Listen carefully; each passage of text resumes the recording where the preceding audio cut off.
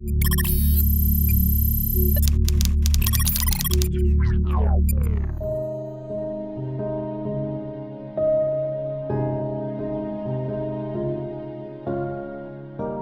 बार मैंने अपनी वालदा के साथ बुलंद आवाज़ में बात की।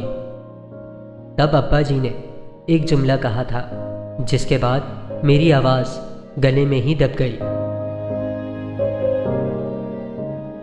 बेटा, अगर पढ़ लिख कर भी ये ना सीख पाए कि बुज़ुर्गों से कैसे बात करनी है तो कल से कॉलेज ना जाना। जो तालीम अच्छा इंसान ना बना पाए उसका मकसद ही क्या है।